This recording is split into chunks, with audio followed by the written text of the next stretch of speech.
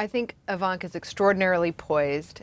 She always looks great, and she presents herself in a completely together way that many people find very impressive. So I think that she carried herself very well in terms of the optics of the stage and the people that she was surrounded with. Do you think she finds it difficult to defend her father? Because obviously wherever she goes, people must say, you know, say things about Right. her dad.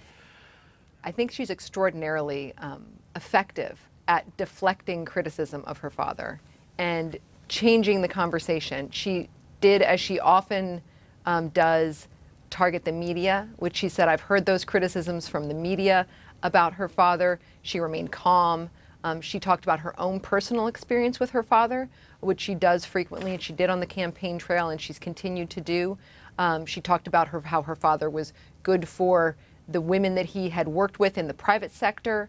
And she talked about how politics is politics, and politics is sort of, you know, she didn't say this explicitly, but politics is a difficult game, and the rules are sort of different. So I think that she's gotten very hardened to these criticisms of her father, and she's grown quite effective at deflecting them.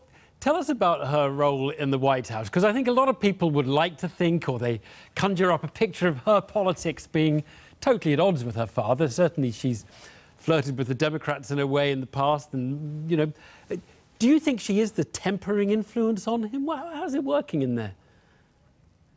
Well, first, her father has also flirted with the Democrats, so his politics aren't as clear as some might think. In some quarters, people in the United States here love the idea of Ivanka getting in his ear because he doesn't have a particularly well-defined political ideology. And so they think of Ivanka, who is identified with many causes that are near and dear to the Democrats' heart, that she will be able to influence him in a certain way. Of course, no one really knows what goes on behind closed doors.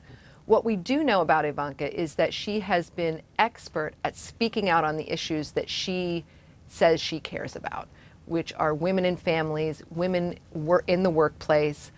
She has a lot to say on that. She doesn't have anything to say on the border wall with Mexico. She doesn't have anything to say on some of the more explosive issues that her father has brought forward. And so what she's doing, I think, is distancing herself sort of silently in ways that she doesn't want to be embroiled in these particular debates. What you're describing, though, and the role that perhaps she has in the White House is rather like that we might think of the First Lady having, the wife of the President, rather than the daughter Right. of the President. What is the relationship of her to Melania Trump, and what do you think she sees herself, and do you think Donald Trump sees her as basically kind of serving the First Lady role? Well, none of them would say that. And in fact, Ivanka has been asked that specifically, and she has said, there's only one First Lady, I'm a daughter. You know, she says all those things. Now, in reality, Melania Trump is still living in New York. We've seen reports that she's going to move to Washington, but that hasn't happened yet. Ivanka is certainly more present in Washington and at events with her father than Melania has been. The relationship is one that's very interesting, where Melania is about 13 years older than Ivanka, and Ivanka is about 13 years older than her younger sister Tiffany, her younger half-sister Tiffany.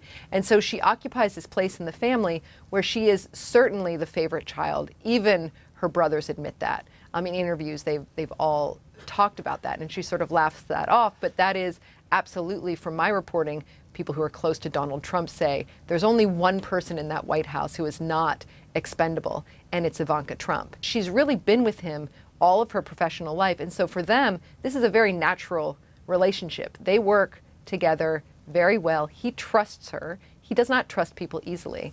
So what the challenge is now is for her to be able to translate that relationship to an international audience or to a national audience in a way that makes sense for the rest of us. Sarah Ellison, nice talking to you. Thank you. Thanks. Nice to talk to you too. Thank you.